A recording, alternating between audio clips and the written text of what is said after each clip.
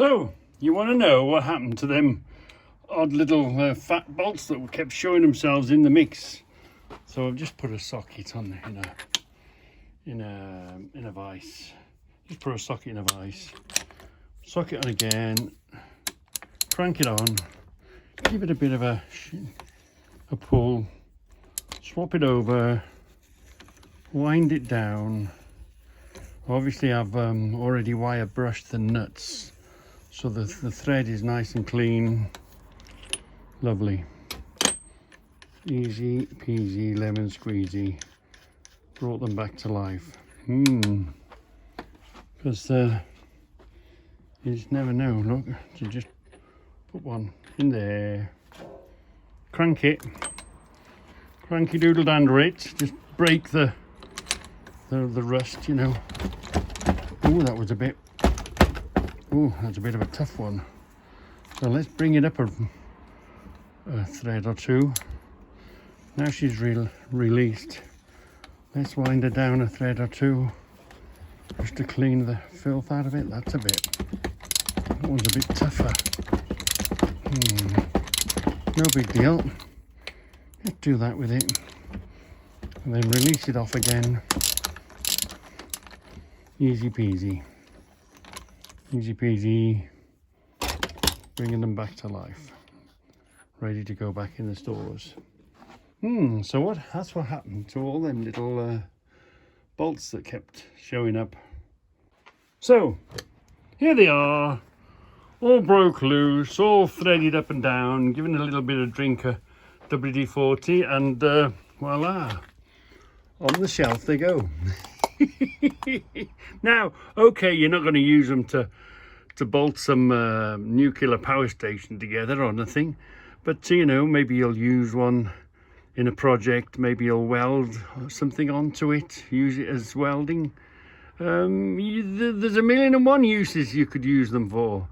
And of course, for the sake of a bit of effort and a bit of cleaning, bringing them back to life, for every year they sit on the shelf and inflation takes over, I often say to my friends, well, if I sent you to the shop and I wanted you to buy that many bolts of that size, they ain't gonna come cheap, are they? It's gonna cost you money.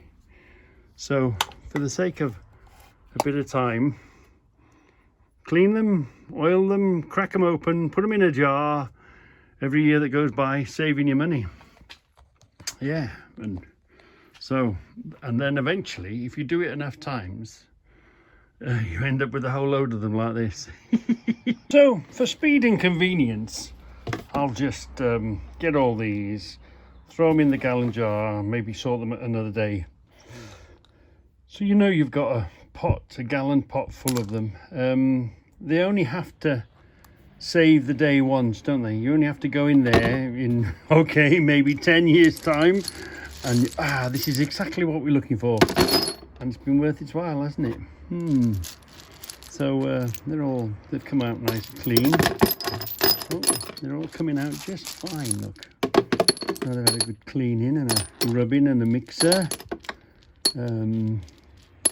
Great, isn't it? And you know, if you wanted to clean them up even better, you'd find whatever nut that is and put the right nut, run it up and down a few times, clean it as good as new. Oh, by the way, I forgot to mention, so I've had this box given me. I'm sorting it all out. So first of all, I had it off Ted.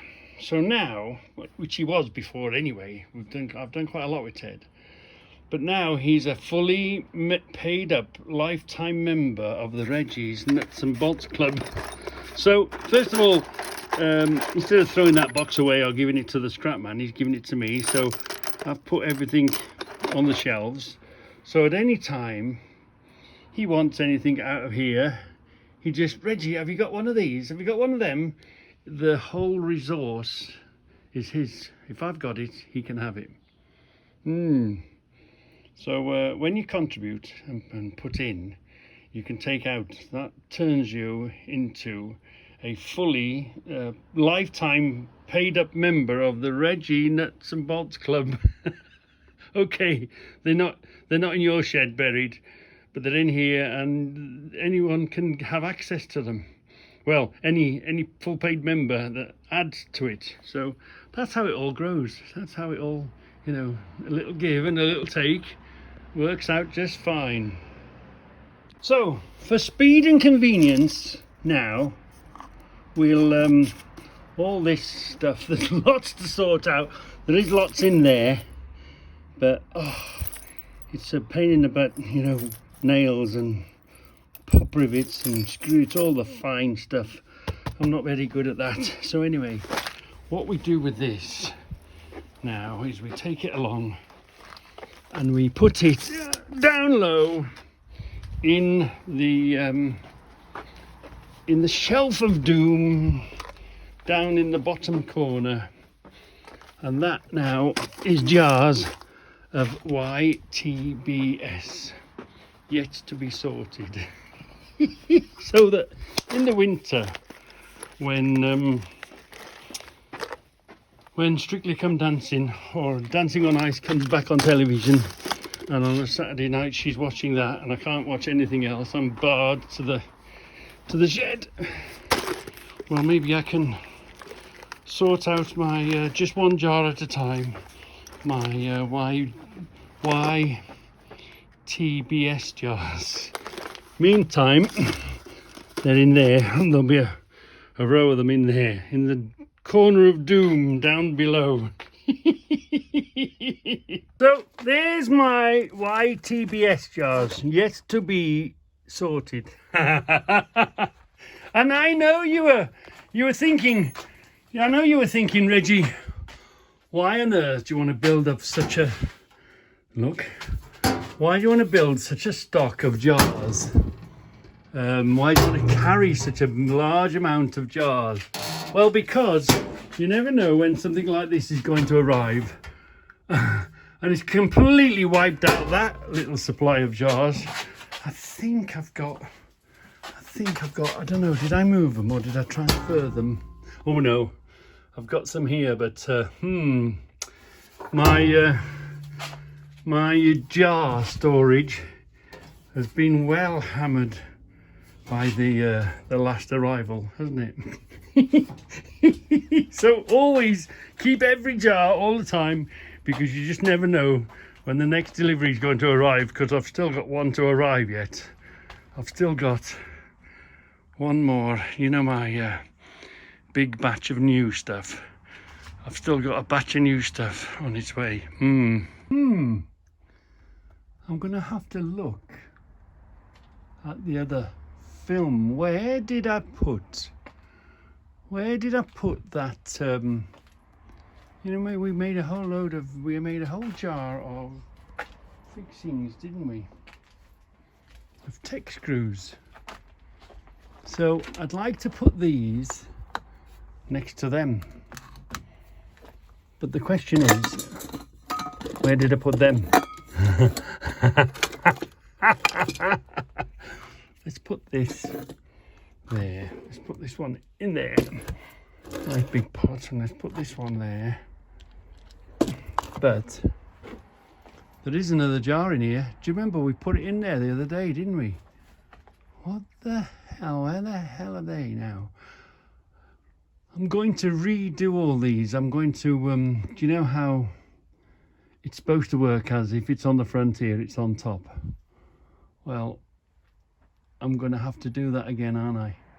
Now we've moved stuff around, and this will probably all settle for a while now. Where the hell did I put that jar? Did I put them up there? Thinking there would be another one coming along soon. Well. I don't think I put them up here, did I? No. I didn't put them up there. And I didn't put them in there. I've got to put one of each on the lids as well of these to make them easy to see. So there's still quite a bit to do, quite a bit to catch up on. It's going to drive me mad now. Where the hell is that other jar that we made up? And actually, now they've gone, what did I do with the ones I've just put on the shelf? Vroom! These shelves are like magic. They suck a jar of fixings in and you never see them again. So here we have a T-bolt, you know. It fits in this channeling, look. So if you wanted to make a fixing in there, you'd bolt that down to wherever you wanted to go.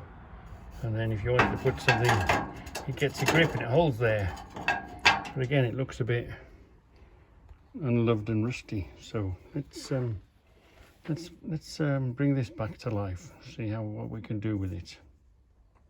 So when we first tried, it was solid. The old ratchet handle wouldn't move it. Didn't want to move it. So we had to call on the services of the Mr. T-Bar, the big one, get the big boy on the job, cracked it open, easy peasy. Now it's running lovely. So what was a rusty old bolt in a rusty old box, rusting away, is now come back to life, working great. So never pass a rusty bolt on a floor, never pass a box of old rusty nuts and bolts, because you can always bring them back to life.